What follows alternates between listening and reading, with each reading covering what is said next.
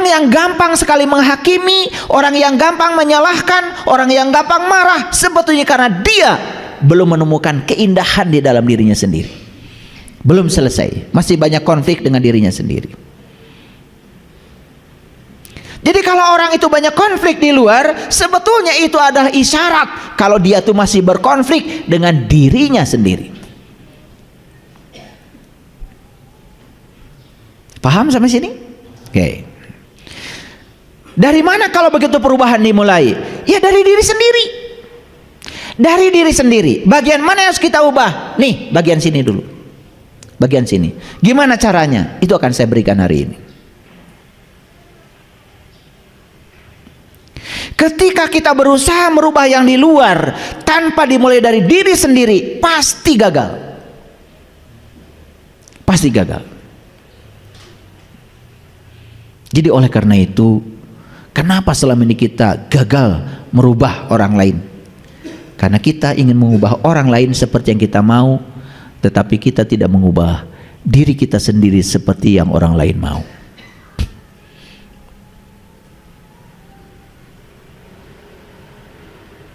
Ada salah satu peserta kemarin habis ikut pelatihan sholat khusyuk, sampai hari ini terus WA sama saya, mabuk cinta dengan sholatnya.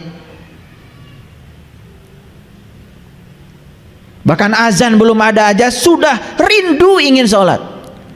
Dari mana kerinduan itu? Dari dalam. Karena saya tidak ngancam-ngancam kok. Yang sholat dapat pahala, yang tidak sholat dapat sisa, enggak gitu metode saya. Saya ajarkan saja sama mereka bagaimana caranya supaya sholat itu ada rasa dan nikmat. Itu yang saya ajarkan. Begitu dia merasakan sholat itu nikmat, kebutuhan dari dirinya sendiri muncul tanpa syarat. Bahkan puncak tertingginya apa? Dia sudah di level love, di level cinta. Kenapa Anda sholat? Saya cinta, saya rindu kepada Allah. Kenapa Anda rindu kepada Allah? Tidak mungkin kita bisa rindu tanpa pertemuan. Omong kosong. Dalilnya jelas di tanah Nusantara ini. Witing tresno jalaran soko kulino. Dalilnya begitu. Betul? Timbulnya tresno, cinta, jalaran soko kulino. Saking sering ketemu maka cinta. Jadi para nabi, para rasul itu cintanya itu karena saking seringnya mereka-mereka itu bertemu. Maka di Quran surat An-Najm dikatakan walaqad ra'ahu nazlatan ukhra, dan bertemu dengannya itu bisa kapan saja. Bisa kapan saja. Dan Allah itu kapan saja bisa. Bahkan dia itu tidak pernah tidur, tidak pernah kantuk, terjaga. Pintu gapuranya selalu terbuka. Tahu pintu gapura? Pintu gapura apa? Gerbang. Itu ngasal aja kalau ngejawab. Karena setiap Agustusan banyak gapura gitu. Betul? Gafura, gapura dari gafur. Gafur itu artinya ampunan. Jadi pintu gapura itu artinya pintu ampunan. Gerbang katanya. Itu. Karena kita itu kalau menangkap pemahaman persis seperti orang menangkap pemahaman. Pintu gapura apa? Gerbang. Salah? Tidak salah. Cuman kurang tepat karena kita ngikutin kebanyakan orang. Betul nggak?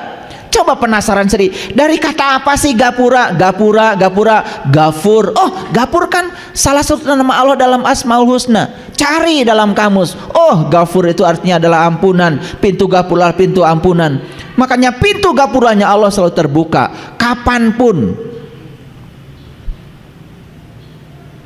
Terserah kita mau datang pada dia kapanpun, dia selalu siap. Beda dengan saya.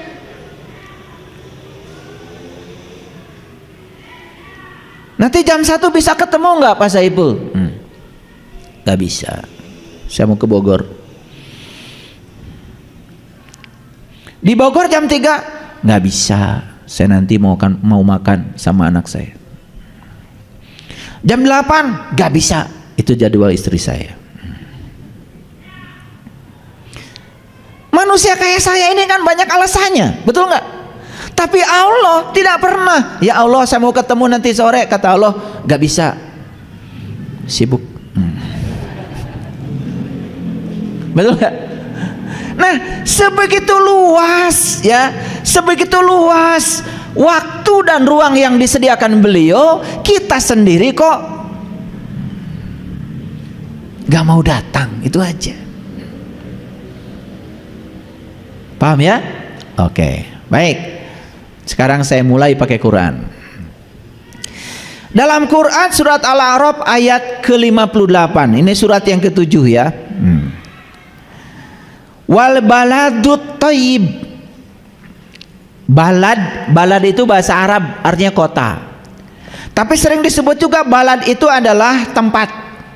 Tidak salah, kota juga tempat, bukan? Itu. Wal baladut thayyib ya. Jadi thayyib itu baik.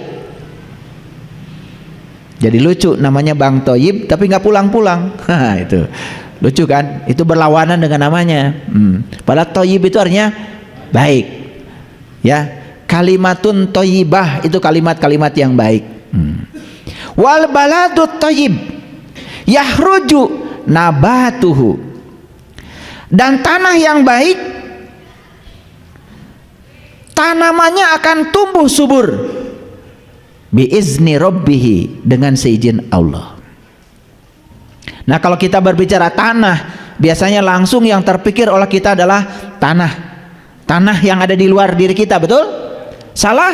Tidak salah, itu juga tanah secara syar'i. Tapi tanah secara hakikat kan ini yang terbuat dari tanah, betul? Makanya saya sering iseng itu. Ada yang suka makan rumput di tempat ini? Iseng tuh kalau bertanya, ada yang suka makan rumput? Enggak katanya. Saya ubah sekarang, ada yang suka makan daging? Acung tangan dong. Wah, ternyata semuanya. Bukannya rumput itu terbuat, daging itu terbuat dari rumput? Betul? Iya. Lah coba sapi nggak dikasih rumput, nggak ada dagingnya.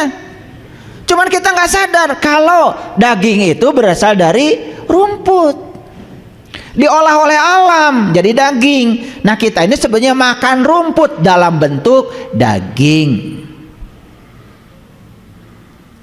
Ada yang suka makan kotoran sapi? Wih, amit-amit katanya. Betul nggak? Padahal itu wortel, bawang merah, betul? Cabai rawit, kentang, kan semua itu dari kotoran binatang, betul apa tidak? Harusnya kalau orang yang cerdas dan sadar, saya makan kotoran sapi tiap hari dalam bentuk kentang, cabai merah. Betul nggak? Kan itulah alam. Nah, karena kita melupakan asal muasalnya, sehingga kita lupa, terjebak oleh bentuk. Oke, nggak apa-apa. Jadi mana tanah yang sebenarnya? Ini tanah. Di tanah yang baik, tanamannya tumbuh subur dengan seizin Allah.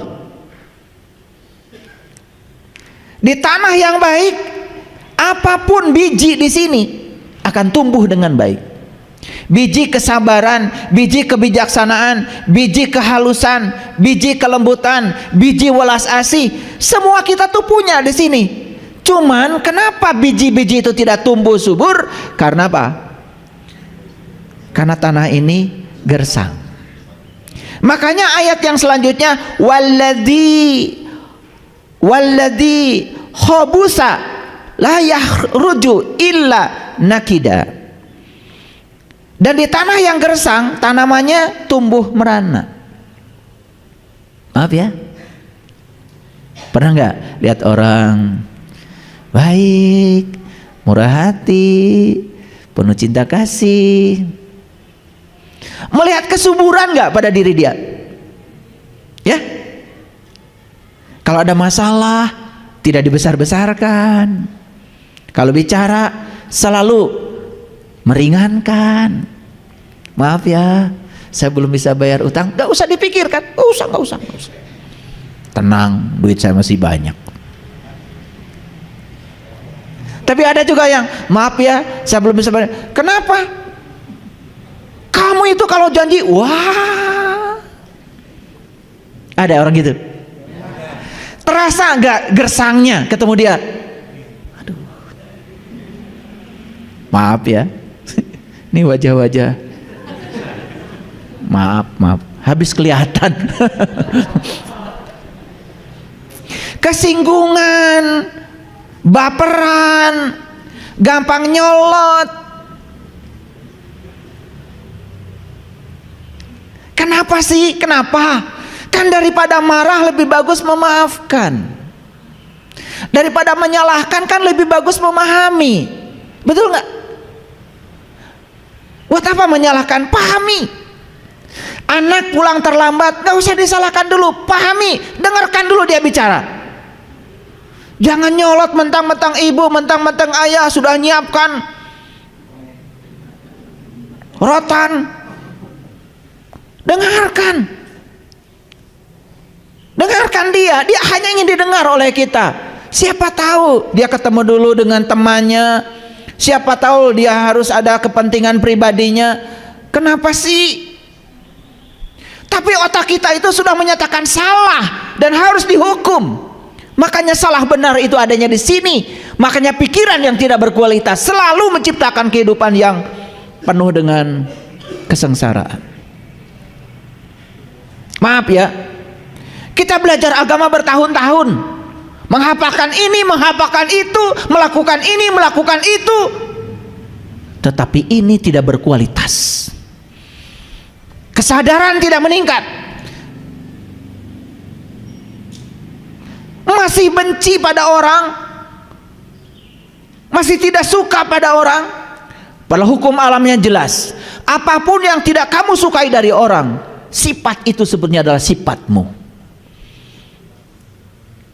Jadi kalau kita tidak suka sesuatu pada orang, jangankan sifat yang tidak disukai pada orang itu adalah cerminan dalam dirimu masih ada sifat itu.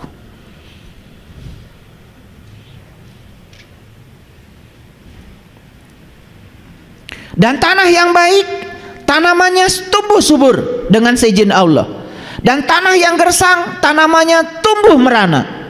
Demikianlah kami mengulangi tanda-tanda kami bagi orang-orang yang bersyukur. Tahu syukur? Saya tanya lagi sebelah sini, tahu syukur? Ayo jawab, jangan takut. Lain syakartum la yazidannakum walain kafartum inna adzabil lasyadid. Jadi syukur itu kebalikan daripada kufur. Kalau kufur itu bahasa Arab artinya tertutup, syukur itu artinya terbuka. Kita tuh kadang-kadang ngomong sembarangan, banyak-banyak bersyukur, teknisnya nggak pernah diberitahu. Gimana coba cara bersyukur? Kufur itu artinya tertutup, berarti menolak. Syukur itu artinya terbuka, menerima apapun yang terjadi apa adanya tanpa penghakiman. Itu namanya syukur. Kan kalian syukuran itu kalau mendapatkan yang diinginkan. Begitu mendapatkan yang tidak diinginkan, gak pernah ada undangan syukuran. Itu syukuran macam apa yang kayak gitu? Udah gitu pakai kalimat-kalimat Arab lagi, tasyakur binikmah. Wah,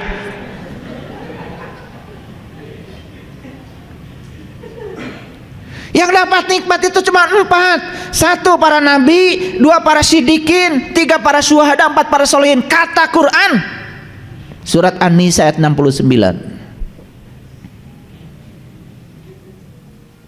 Apa sih yang diajarkan para nabi, para rasul, para sunan, para wali, para bijak, para suci, para siddiqin, para syuhada dan para sholihin? Yang diajarkan oleh mereka itu adalah syukur dalam konteks menerima apapun yang terjadi apa adanya tanpa penghakiman. Itu syukur. Pakai kata-kata nikmat lagi. Jadi tasyakur binikmat itu artinya adalah terbuka terhadap apapun yang terjadi tanpa ada penghakiman, tidak terjebak benar salah, tidak terjebak baik buruk. Apapun yang terjadi, dia melihat di belakangnya adalah kehendak semesta. Makanya tidak pernah protes. Kata-katanya bijak, ya Allah. Apapun yang terjadi dalam hidupku, ajarkan ya Allah, pesan apa yang hendak Kau sampaikan kepadaku. Gitu nggak hidup? Enggak. Aduh Gusti, kieu teuy. Giliran mendapatkan yang diinginkan langsung hajatan. Judulnya tasyakur binikmah. Maaf ya, ketololan ini sudah berkembang. Bukan kebiasaan, ketololan. Karena nggak ngerti.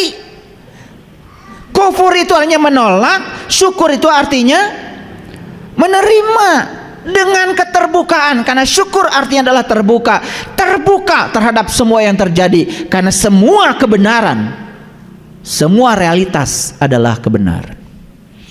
Tidak ada satu peristiwa pun di semesta yang terjadi tanpa seizinnya.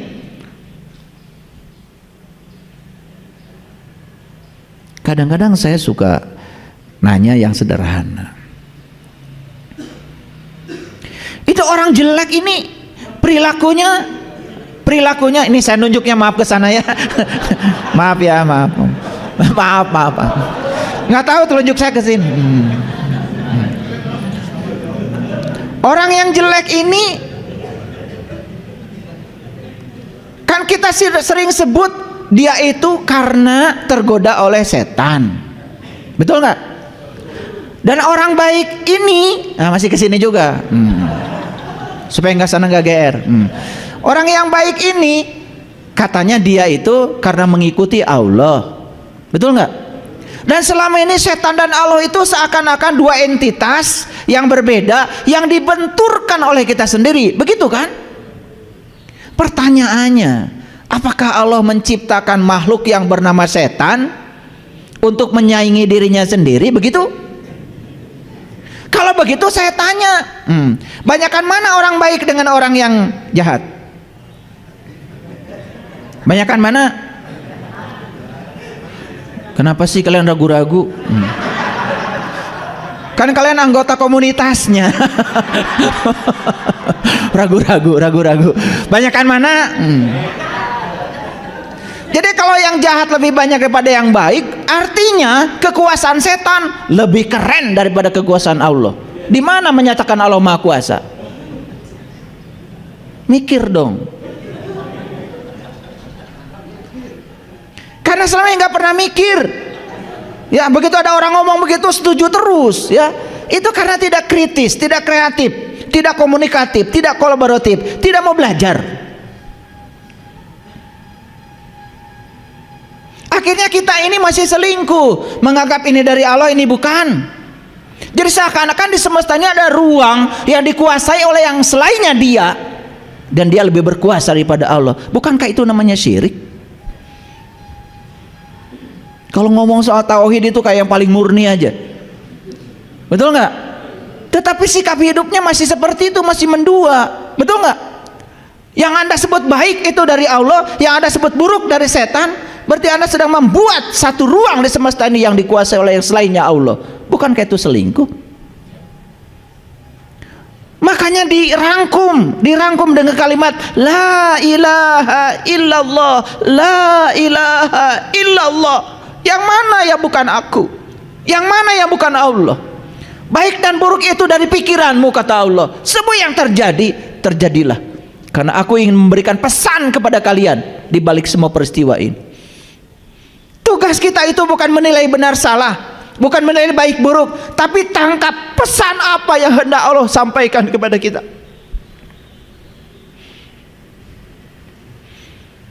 Hampir semua orang setuju ketika dia sedang jatuh kesadarannya naik, tapi ketika dia sedang naik kesadarannya turun.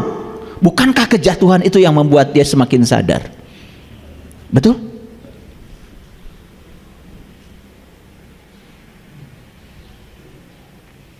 Di kelas spiritual yang belajar sama saya, jarang orang yang datang kepada saya sedang berada di puncak kejayaan dunianya. Sudah duitnya habis, usahanya bangkrut, baru nyari saya. Saya nasibnya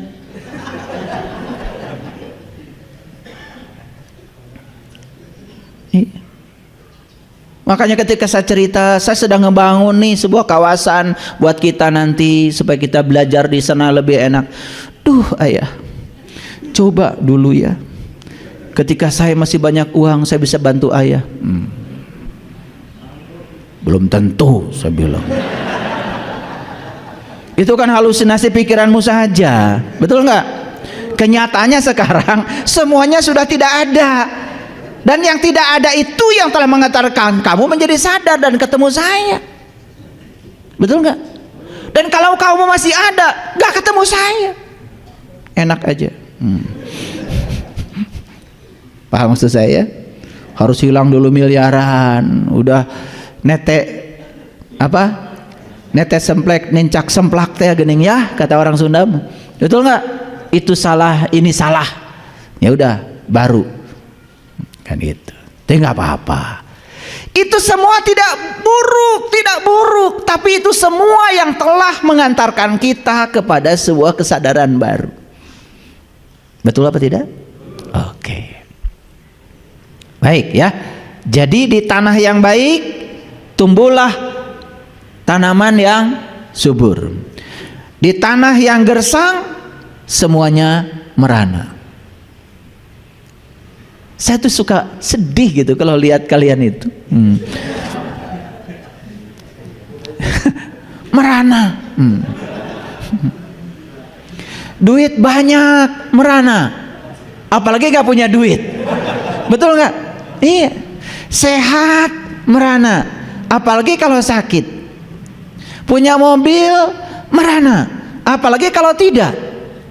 Kenapa? Karena ada masalah di sini. Jadi sumber penderitaan manusia adalah berasal dari penolakan pikirannya. Karena masih terjebak benar salah, pikirannya masih menghakimi, dan itu sumber masalah.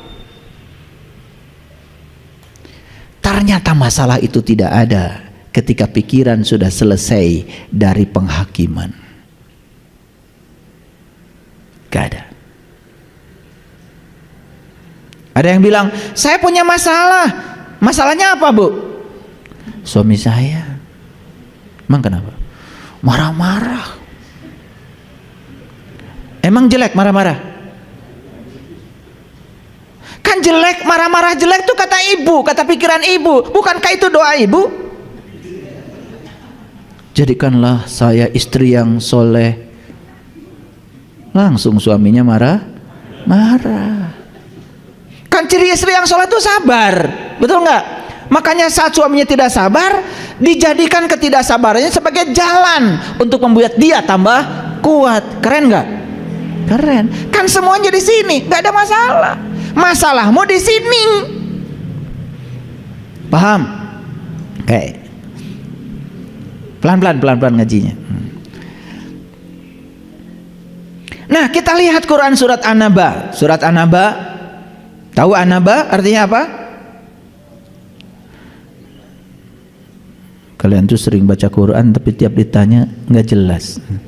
An-Naba itu apa artinya? An-Naba itu artinya berita besar. Jadi An-Naba itu artinya berita besar. Makanya An-Naba itu cerita tentang berita besar, bukan berita kecil. Berita penting. Apa sih berita penting dalam Quran surat An-Naba? Saya baca dulu yang ayat ke-15-nya. Linuh rijabihi habba wa nabata.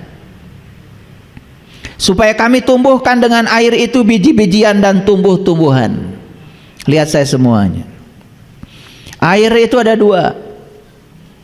Ada air yang jasmani, itu dibutuhkan untuk kehidupan jasmani. Dan jasmani itu semuanya perlu air secara jasmani, tidak bisa dibantah. Karena syarat untuk hidup harus ada air. Kenapa bumi ini disebut tempat yang layak hidup? Karena bumi ini isinya 75% air. Tubuh kita pun 75% darah, air sebetulnya. Makanya ketika kurang minum, maka tubuh ini akan kehilangan keseimbangannya.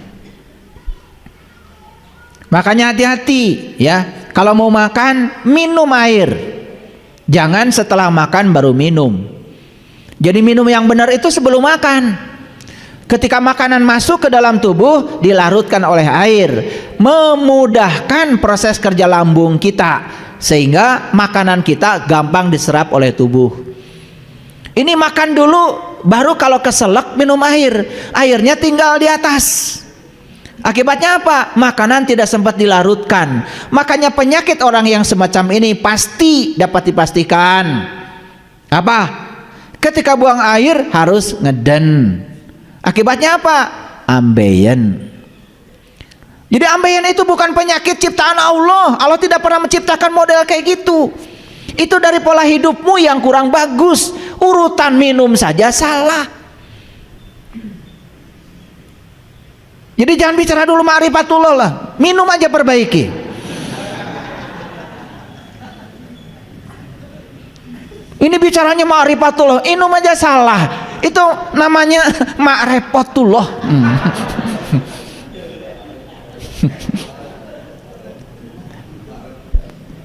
Ya, perbaiki dulu yang kecil-kecil dulu, yang kayak gitu-gitu. Kenali tubuh kita, maunya apa sih tubuh ini. Makanya kalau mau mandi, minum. Karena kalau kita mandi pakai air dingin, suhu di luar dengan suhu di dalam itu tidak sama, maka akan terjadi perbedaan suhu yang ekstrim. Akibatnya apa? Jantung ini bisa kram. Makanya kalau mau mandi, minum. Udah tahu ilmu ini? Saya nggak ngerti kalian tuh hidupnya kemana aja. Makanya banyak yang meninggal di kamar mandi, dituduh dia itu katanya jatuh kepleset. Bukan. Satu, waktu mau mandi nggak minum dulu. Yang kedua urutan mandinya salah.